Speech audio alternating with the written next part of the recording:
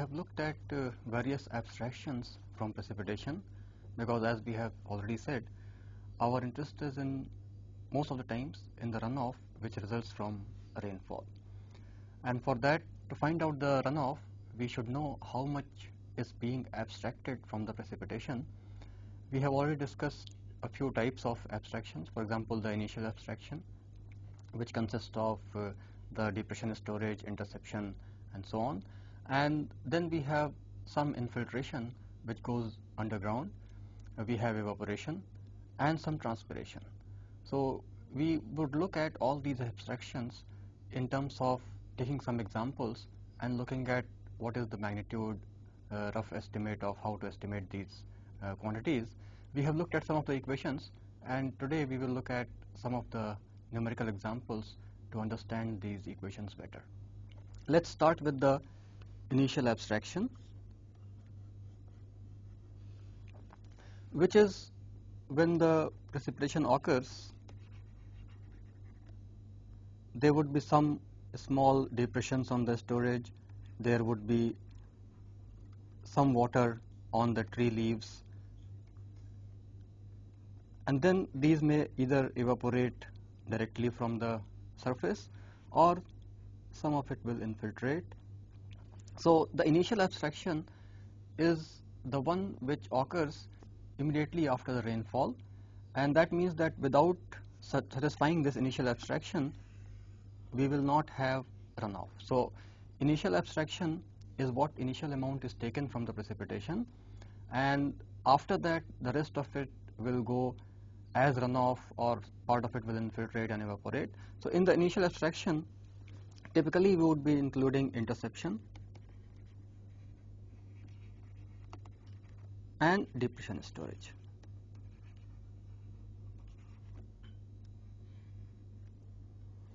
We have already discussed the mechanism of these, and the estimation of these, typically the Soil Conservation Service of the US, SCS, has proposed a technique, because this is a very difficult to estimate quantity. Initial abstraction is depends on a lot of factors which are changing from place to place, and then again from a storm event to different storm event it may be different. So a rough estimate of this can be made by this SCS method, in which the initial abstraction is taken as 20% of S, where S is a potential maximum retention. Naturally, if we have a surface which is, let's say, paved, then there would be very small retention on the surface. But if we have a land which is agricultural, then there will be a lot of retention possible. Therefore, S will depend on the land use and also what kind of soil it is. The SCS has related S with an empirical constant called curve number, or Cn, and typically this Cn is popularly known as the SCS curve number.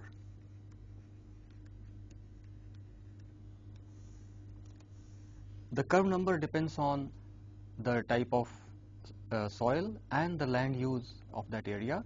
It also depends on what is the existing moisture condition.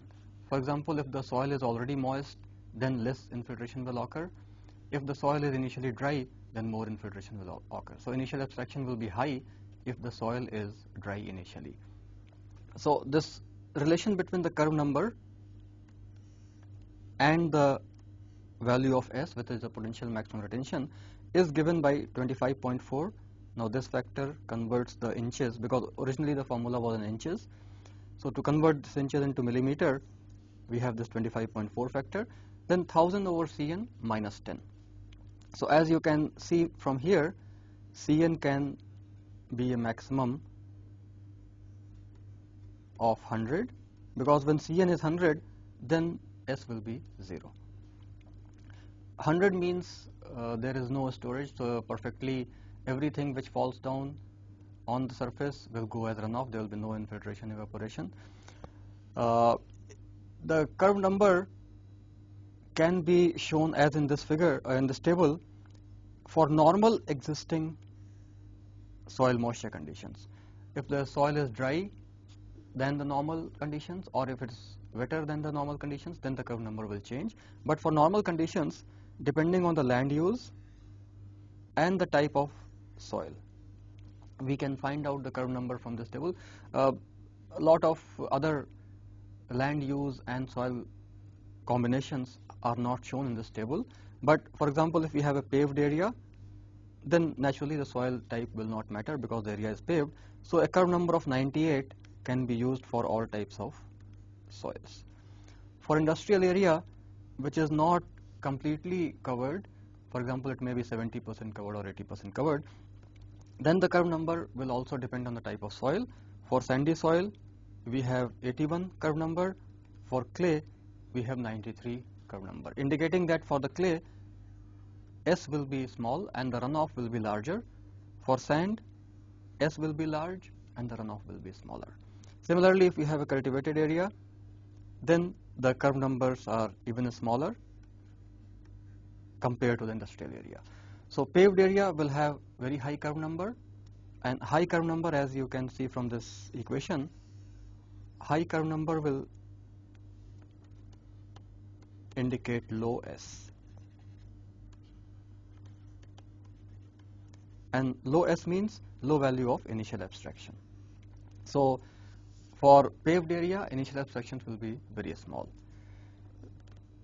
Some of the values may be, for example, paved area using a curve number of 98, we can get S equal to 5.18 millimeter and initial abstraction of 1.04 millimeter.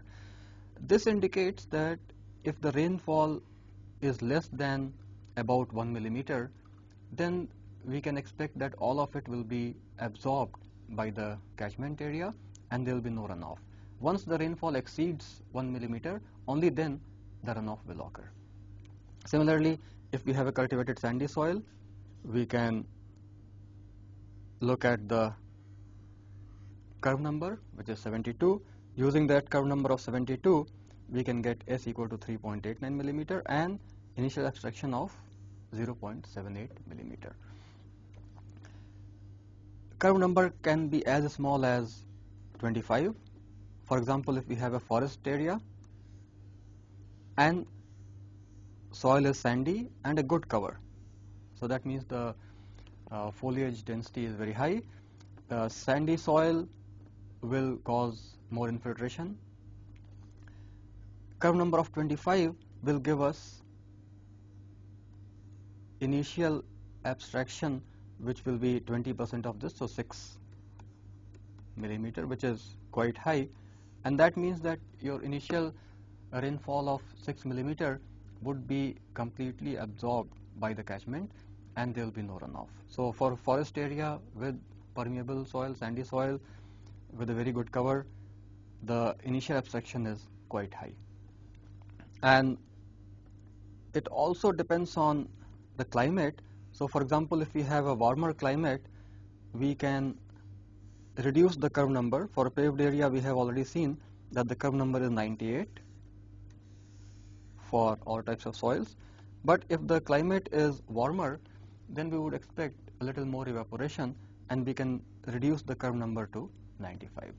So this method gives us an idea of how to find out initial abstraction from the precipitation. It's an empirical method. Tables of curve numbers are available for different types of land uses, different types of soils, and different types of existing moisture conditions, what is known as the antecedent moisture conditions. And under normal conditions, we have shown the table. This is under normal conditions. If dry or wet, then there are other tables or other equations which relate the curve number with the land use and type of soil, but we will not go into details of that. The other part which we have after initial abstraction, then we have other abstractions like evaporation and infiltration and transpiration. Typically, the evaporation from a water surface can be described as changing with time of the year. For example, in summer months, we would expect a very high evaporation. For winter, it would be lower. A typical variation of evaporation can be seen in this figure, in which January has very small evaporation, December has small evaporation, but as we can see here, May, June, July even may have high evaporation, as high as maybe up to about 170 millimeters. This is a monthly evaporation. So evaporation for the whole month may be about 175, 170. This is for a typical station. Sometimes evaporation may be as high as 200 or even higher than that. In most of the dry areas in India, it would be higher than 200 to 220 millimeters per month or so. So the question is how to find out this evaporation, which varies over a wide range. If you look at this value, it's close to about 40, 50. And if you look at this value, it is close to 170, 175. So evaporation will vary a lot from month to month. And for a typical month or for a typical year, if we want to find out evaporation, then there are empirical equations which are given. We have already seen that we can measure the evaporation by using evaporation pan and then using a pan coefficient. So that measurement can be done, but there are some empirical equations which can be used if data is not available from evaporation pans. Some of the empirical equations which we have seen, for example, for evaporation, we have the Mayer's equation and the Rover's equation. Rover's equation and Mayer's equation both are based on the fact that the evaporation will be directly proportional to the vapor pressure deficit. So EW here, as we have seen, is the saturation vapor pressure, and EA is the actual vapor pressure. So EW minus EA denotes the deficit from the saturation value to the actual value, and this will govern the amount of evaporation from a water surface. We have also seen that not only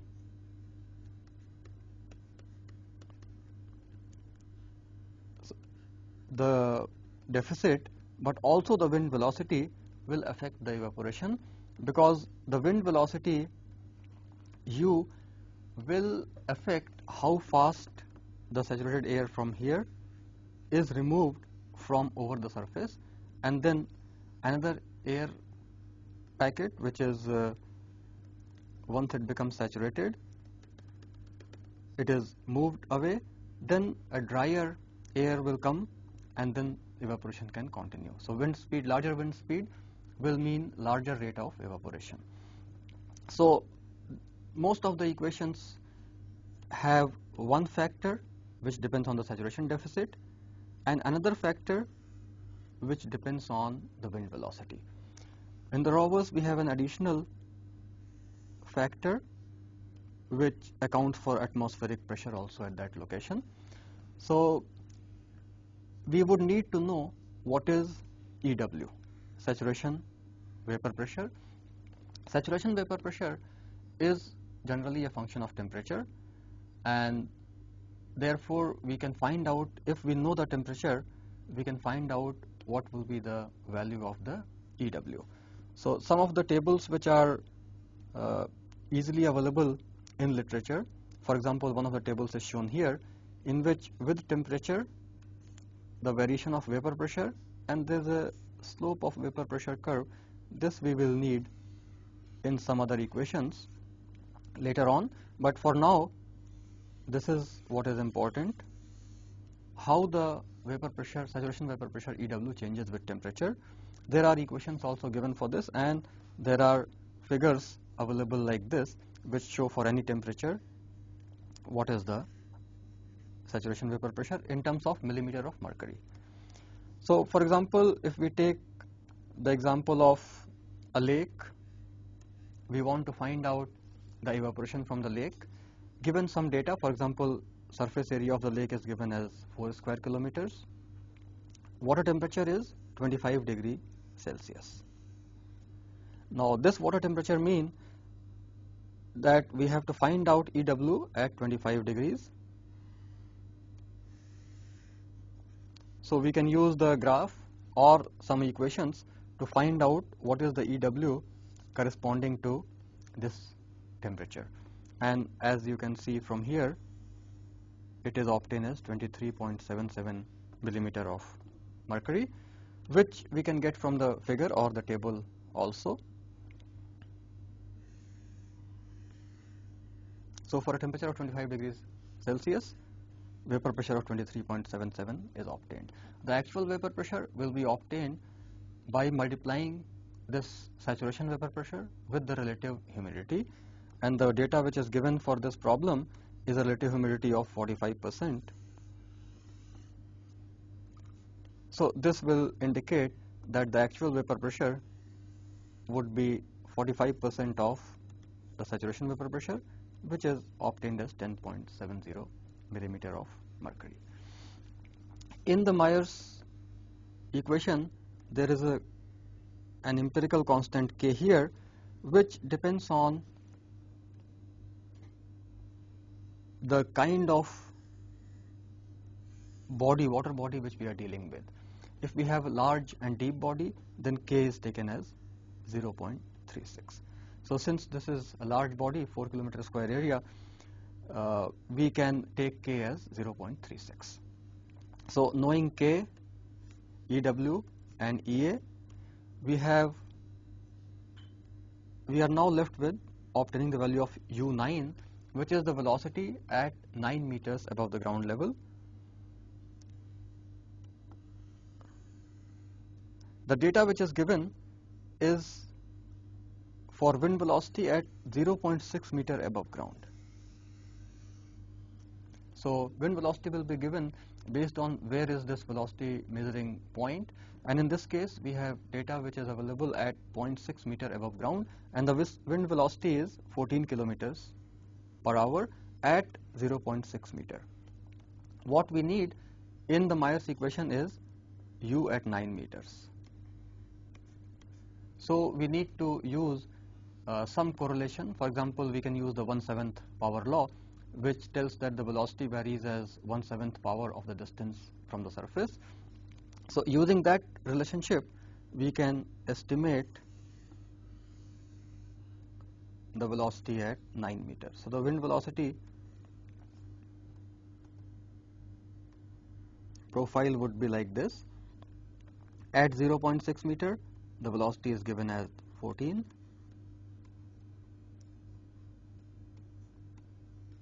And our interest is in finding out 9 meters.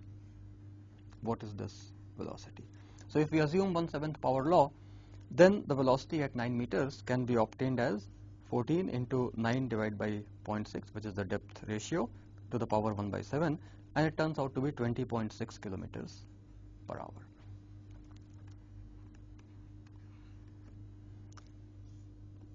So looking back at the Myers equation, now we know everything. We have K, we have the EW and EA, we have U9, and we can obtain the evaporation rate in terms of millimeters per day. 0.36 is the value of K, saturation deficit. 20.6 is the velocity at 9 meters. So in this equation, 1 plus U9 by 16, we have 20.6 by 16. So this turns out to be 10.77 millimeters per day. So we have evaporation from the lake surface equal to almost 1 centimeter in a day. And we can also find out in a month how much volume of water will evaporate from that lake. So the surface area is 4 square kilometers. We convert into meter square. This is in millimeter per day, convert into meters, and 30 days assuming in a month. We have 1.29 million meter cube of water evaporated from the lake in a month. Now we can also use the Rover's equation and see how much estimate of the evaporation we get. Since all these are empirical equations, they would naturally give different values because they are based on different data. So Rover's equation has this additional parameter PA, and we have this given information, mean barometric pressure, is, let's say, 768 millimeters of mercury. So this is in millimeters of mercury. The velocity, wind velocity, which is used in Rover's equation is u naught, which is at the surface. But since the velocity at the surface, it's very difficult to measure. It ideally would be 0 if we say no slip condition. Therefore, u0 is typically taken as u0.6.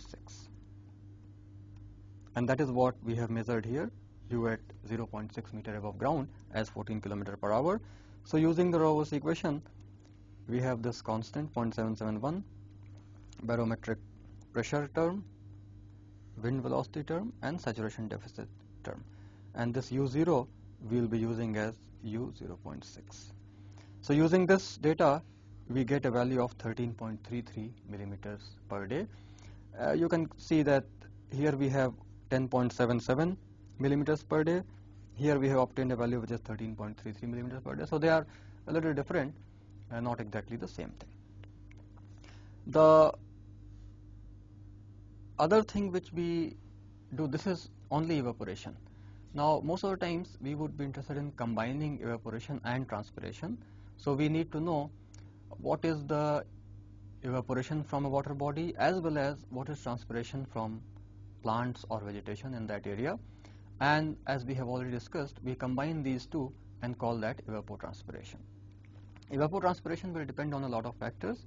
For example, what is the solar radiation available at that point, what is the number of daylight hours, because if we have cloud cover, then naturally evapotranspiration will be smaller. So we need a lot of information.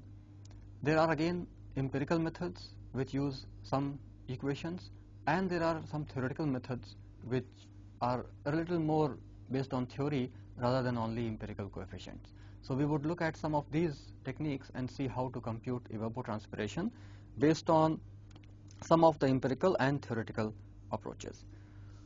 For example, we have seen the Blaney-Criddle equation, which says that the evapotranspiration is equal to 25.4. Again, this 25.4 comes because we convert inches into millimeter, and there is some factor k here, which will be function of the crop type. So this will affect the transpiration, the crop type, therefore this factor k will come, and f is a consumptive use factor, monthly consumptive use factor, which we will see later on how to compute it. And there is another method which is commonly used, is the Thornton equation, which again tells that ET is equal to 16. LA is a factor which depends on the latitude and the month. T average is the average temperature, and using these two equations we can find out the evapotranspiration at a particular latitude for a given month where average temperature will be known. So let's take this data. We have location where the latitude is 30 degrees north. Crop is given as wheat, and for wheat we know that the value of k in the Blaney-Criddle equation is taken as 0.65. For rice it is 1.1. Now let's look at 2 months, months of November and December, for which the mean monthly temperatures are 15 for November and 12 for December. And what we need to find out is evapotranspiration for this period of 2 months, November and December. In the Blaney-Criddle equation, which is written as evapotranspiration is 25.4 kf, we have already discussed that for wheat k is given as 0.65. There is a table of values of k for different types of crops. For example, some of the values are rice 1.1, maize 0.65, sugarcane 0.9. Natural vegetation, if it is dense, then the value can be taken as 1.2 to 1.3, and if it is light, 0.8 to 1. Here, since wheat is given, we will take K equal to 0.65. The factor F is the summation of pH. pH is the monthly percent of annual daylight hours, and this will depend on latitude and of course the time of year, which we say as month. T average is given for November and December as 15 and 12 degrees. In the Blaney-Credible equation, which was based on FPS system of units, the temperature was in degrees Fahrenheit, so we can convert this 15 and 12 degrees Celsius to 59 and 53.6 degrees Fahrenheit. The pH value is obtained from a table of values which relate the monthly sunshine hour percent with the latitude and the time of the year. And for example, if we look at this table, this gives us the daytime hour percentage for each month for different latitude and different months. We are given these percentages. For example, if you are talking about equator, 0 degrees north, in January there would be 8.5% daylight hours compared to the number of daylight hours for the whole year. So 8.5% of the year daylight hours will occur in January. Similarly, if we look at February, the number of daylight hours in this case you would see is the smallest at 7.66. If number of daylight hours are same in every month, then the percentage would be 100 by 12 or 8.33%. But since February is a smaller month also and colder also, the percentage of daylight hours is 7.66. As we move to the north, you can see that in January the percentage is decreasing, while in May it is increasing. So this depends on the latitude as well as the season, and therefore from this table we can find out the percentage which is required in the Blaney-Credible equation.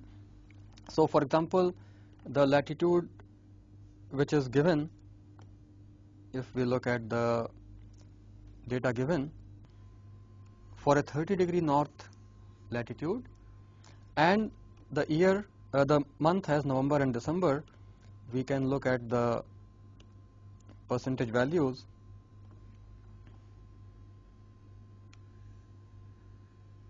7.19% for November and 7.15% for December.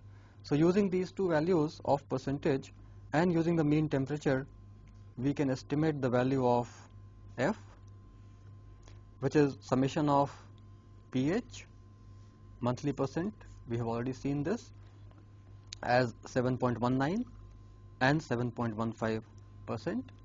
T average is 59 for November, 53.6 for December. So the summation of these two, sigma pH T average for these 2 months, comes out to be 8.07. So knowing F and K, we can find out the evapotranspiration. 25.4 conversion from inch to millimeter, K for wheat, and F for November and December months for 30 degrees north latitude. It gives us 133.3 millimeters of evapotranspiration over the 2 months of November and December. Similarly, if we use the Thornton equation, we can write ET equal to 16 LA 10 T average over IT and exponent A.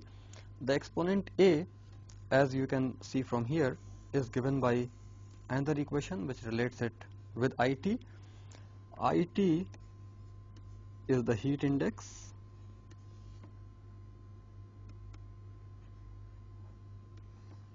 and it is given as, for the whole year, summation from 1 to 12 T bar over 5,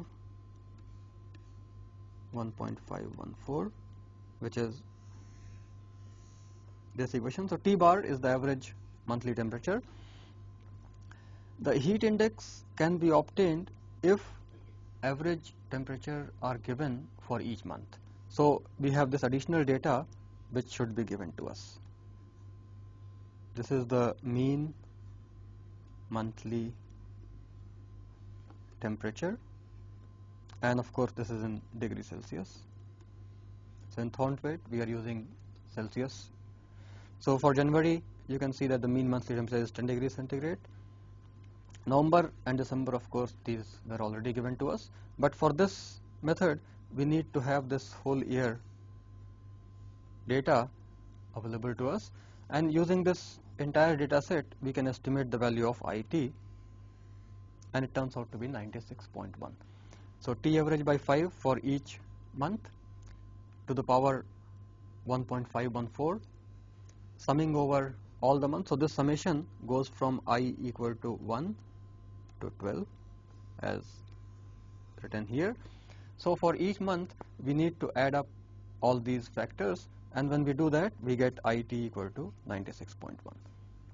A is a function of IT, so some constant into IT cube, again IT square, IT, and a constant term, which gives us 96.1. 2.1. For IT equal to 96.1, A is given as 2.1. And then the value of LA is the one which is required for different, is given in table for different latitudes and different months. So this is the adjustment factor LA, and for the given latitude of 30 degrees for months of November and December, we can see that the correction factor or the adjustment factor is 0.89 and 0.88. So using this, for these 2 months we can find out the value of ET as 36.3 for November. So this is December and this is November. So 36.3 millimeters in November and 22.7 millimeters in December. These are empirical equations, but there are some theoretical equations also available to find out the evapotranspiration. The most commonly used theoretical equation is the Penman's equation.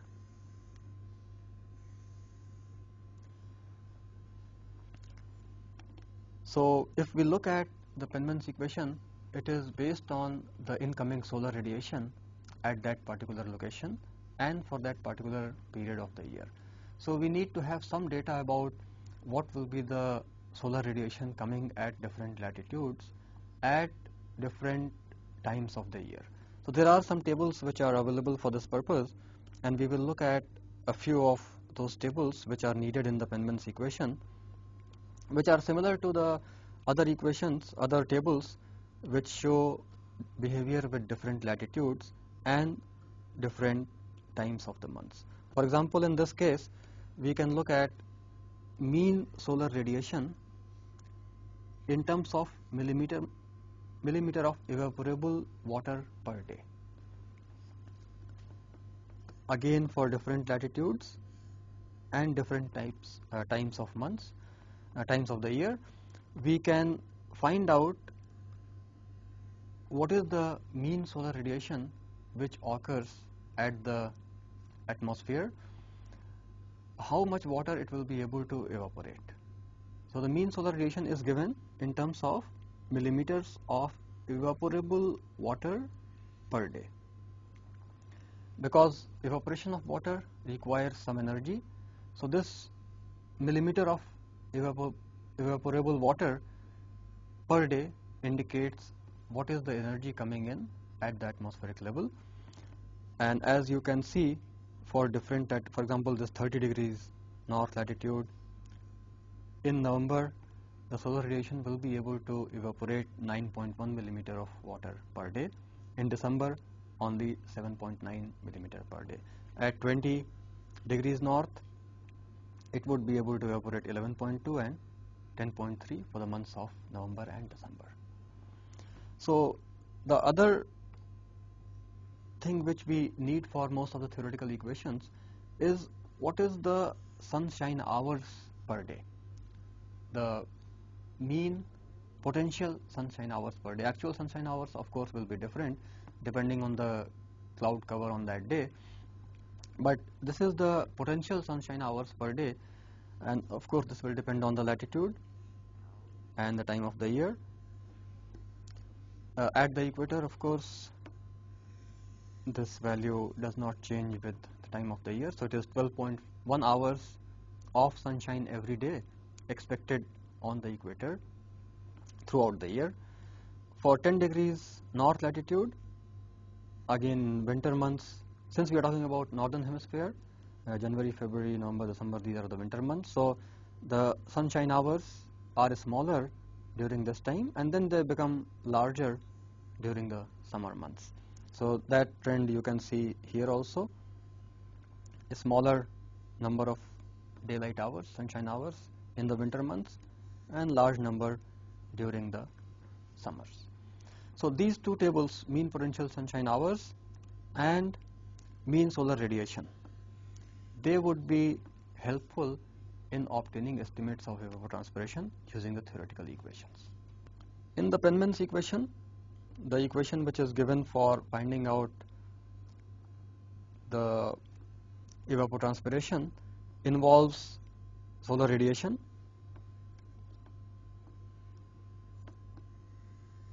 the equation which is given by Penman is potential evapotranspiration would be some factor A times Hn, this is the radiation, again another factor gamma Ea, this is the evaporation, and weighted by, so these are the weights A and gamma, and then divide by total value A plus gamma.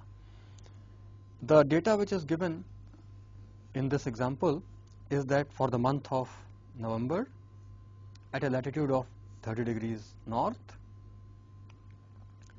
mean monthly temperature is given as 15 degrees centigrade. In this case, let's take the mean relative humidity as 75%. And actual mean daily sunshine hours for the month of November are taken as 9. Potential day sunshine hours are larger than this, but actual daily sunshine hours are only 9 because sometimes there may be cloud covers. Wind velocity is measured in this case at 2 meters above the surface and was found as 4 kilometers per hour, but in Penman's equation we need the velocity in kilometers per day, so we convert it into 96 kilometers per day. There is an albedo required in the Penman's equation, which is the reflectance of the surface. It is given that this area has very close to ground crops which have albedo of 0.2. This is the reflectance of the surface, so 0.2 is taken as the albedo. If we have water, we have 0.05 albedo. For bare land, it can vary from 0.05 to 0.45, and for snow it can go as high as 0.95, but in this case albedo is given as 0.2. Okay. So in the Penman's equation we would need the quantities. As we have seen, the albedo is given as 0.2. Net radiation we want at the atmospheric level. We also want a psychometric constant which is typically taken as 0.49. Then there is one more term which we require, the slope of the saturation vapor pressure curve. This also depends on the temperature. So if we take a temperature of 15 degrees centigrade,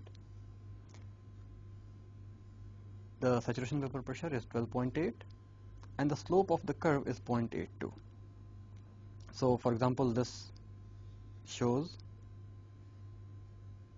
the saturation vapor pressure, and the next curve shows the slope of the saturation vapor pressure curve in terms of millimeter per degree centigrade, and for different temperatures we can find out its value. So in this case, for a temperature of 15 degrees Celsius, the values which we will be using will be 12.8 millimeter of mercury pressure, saturation vapor pressure, EW, and 0.82 as the slope of the curve. The other thing which we need is the amount of solar radiation available, and if we look at the month of November for different latitudes, we have these values of the mean solar radiation. So this tells us that using these tables and the values of the coefficients, we can estimate or find out the values of different parameters in the Penman's equation. So we will look at the example. The month is November, latitude is 30 degrees north. So using these data, we can obtain from that table which we have shown that HA is 9.1 millimeter of evaporable water per day. This we have seen function of latitude and month. So the table gives us the available radiation as 9.1 millimeter. EW also we have seen for a temperature of 15 degrees was 12.8 millimeters of mercury. The relative humidity given in this case is 75%. So the actual vapor pressure will be 75% of EW, which is obtained as 9.6. So EW and EA can be obtained from the temperature and the relative humidity data. The evaporation for the Penman's equation is given by this equation, 0.35 wind velocity term and the saturation deficit term. U2 means the wind velocity at 2 meters. In this case, the velocity is given at 2 meters, so we don't need to use the height correction, and therefore we will be using 96 kilometers per day as the velocity. So using 1 plus U2 by 160, the wind velocity term, saturation deficit term multiplied by 0.35, we get EA as 1.79 millimeters per day. The slope of the saturation vapor pressure curve, again we have obtained from a temperature of 15 degrees and it was obtained as 0.82. So that is the value of A. A is the slope of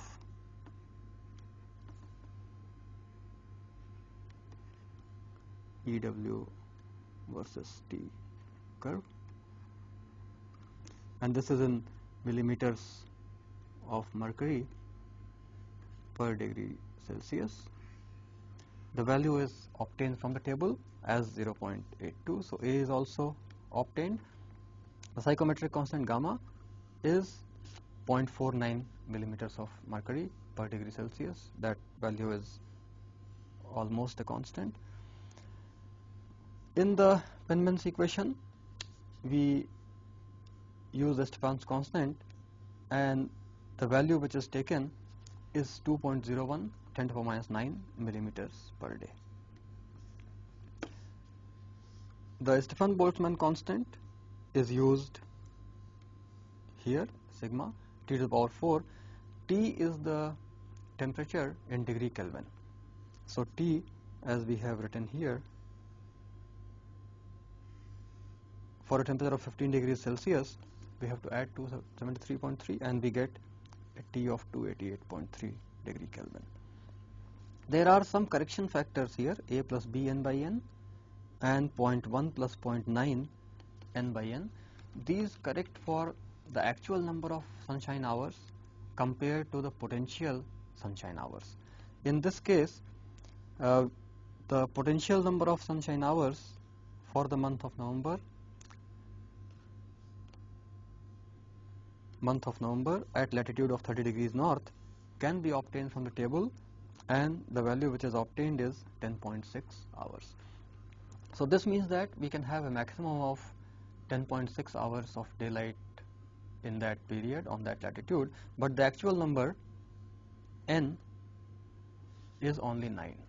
So this may happen due to a number of reasons. Some days may be cloudy, so sunshine hours are limited. So because of this number of actual sunshine hours being less than potential hours, we have these correction factors a plus b n by n here and 0.1 plus 0.9 n by n here, in which a is related to the latitude as 0.29 cosine of the latitude, in this case 30 degrees, and it comes out to be 0.25. B is constant, equal to 0.52. R is the albedo, given as 0.2. HA, available solar radiation that we have seen, will depend on the latitude and the month, and from the table we have seen the value as 9.1. So in this equation all the terms are known, and therefore we can find out the net radiation in terms of evaporable water per day as 1.74 millimeter per day. So as we can see here, EA and HN both have been obtained. In this case they are very close. HN is 1.74 and EA is 1.79. So in this case the relative magnitude of A and gamma will not really matter, because these two values are very close. So whatever weight we assign to individual values will not affect the calculation very much. But still, if we use A and gamma as weights, we get potential evapotranspiration as 1.76 millimeters per day. So for the month of November at latitude of 30 degrees north, we can expect, if the actual sunshine hours are 9 per day on an average and relative humidity is 75%, then we can expect for a wind velocity of 4 kilometers per hour and for an albedo of 0.2, that the potential evapotranspiration from that area would be 1.76 millimeters per day. So using either the theoretical equation, where Penman's is the most common, or some empirical equations, for example Thornthwaite, we can find out what is the potential evapotranspiration from that area. So knowing the initial abstraction and the potential evapotranspiration, the only other abstraction which we need to look at is the infiltration. Infiltration depends on the soil type, and as we have seen, there are some curves which relate the temporal variation of infiltration rate. For example, infiltration rate will be very high at the beginning of the storm, and as we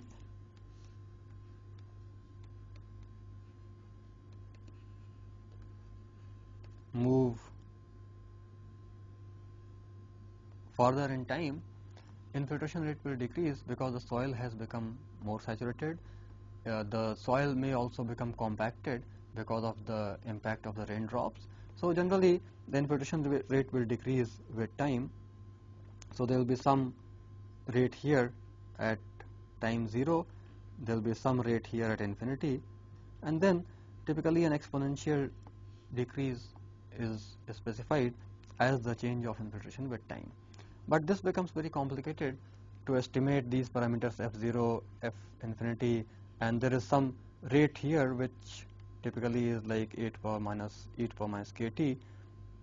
So this rate, finding out this k also becomes complicated. So there are some simple methods which can be used to estimate the infiltration loss.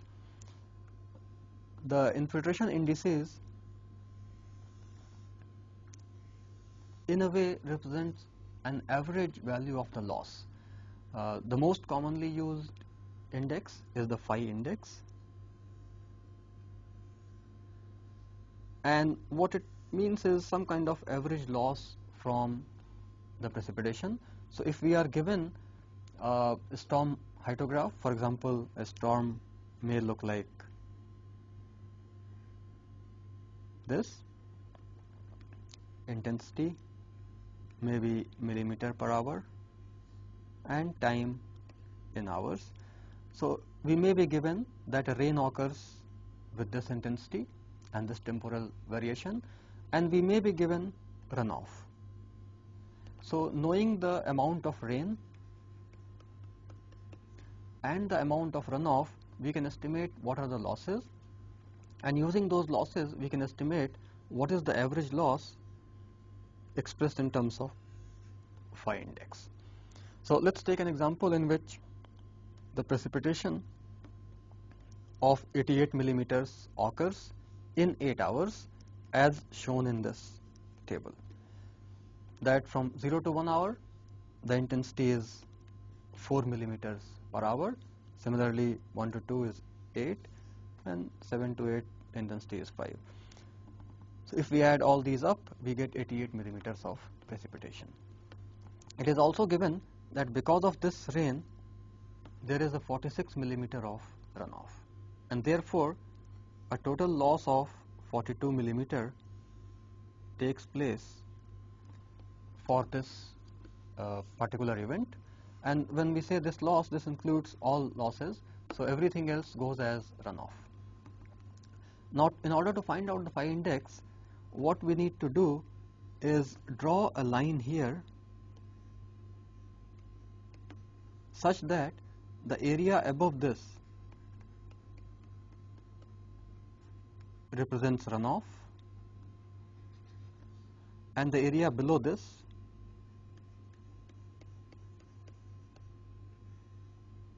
represents the loss. Then this value is called the phi index. So how to compute this phi index? Basically we want the total precipitation and runoff so that we can find out the losses, and then we have to adjust this line in such a way that the area below that is equal to the loss. So in this case, for example, we can say that the average loss is in 8 hours we have loss of 42 millimeters. Therefore the average loss is 5.25 millimeters per hour. But if we look at the table, we can see that for the first period and the last period, rainfall intensity is smaller than 5.25. So first period is only 4, last period it is 5. So in the first period and the last period, the losses cannot be 5.25 because the losses are limited to the amount of rain. Whatever rain is falling, all of it can be lost, but no more than that. So what we have to do now, one more iteration in which we assume that in the first hour the loss is 4 millimeters, in the 8th hour the loss is 5 millimeters, and in other 6 hours we have to find out what will be the loss. So we can say that a loss of 42 minus 4 minus 5 will be in 6 hours, which means that a loss of 33 millimeters in 6 hours, giving us average loss of 5.5 millimeters per hour, and all the other values are higher than 5.5. Therefore we can say that phi index is 5.5 millimeter per hour. So in this way we can obtain the value of an average loss over the entire period. TE, we can also, if we look at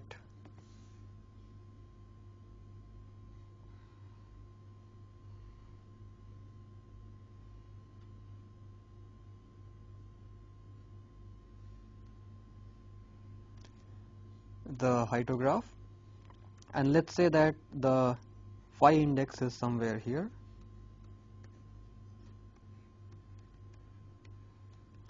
then we can say that an effective duration, so this TE will be duration of effective rainfall or excess rainfall. So this rainfall is what is contributing to the runoff, and the rest is lost to infiltration, evaporation and abstraction. So the 6 here represents the effective T, or the time of excess rainfall. So phi index is very commonly used to estimate the average loss. There are some other indices also. For example, there is a W index, which is given as precipitation minus runoff and initial abstraction.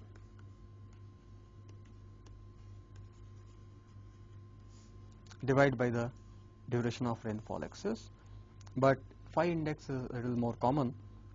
There are some other methods also of estimating phi index. So after getting the phi index, we can prepare a table like this, which shows for different times what is the excess rainfall. That means after taking care of the losses, what is the additional amount. And in this case, if we look at this table, so this 4 is completely lost. Out of this 8, we have a loss of 5.5 millimeters. So all the other values, we subtract 5.5 except the first and the last, which becomes 0, and sum of all these will turn out to be 46 millimeters.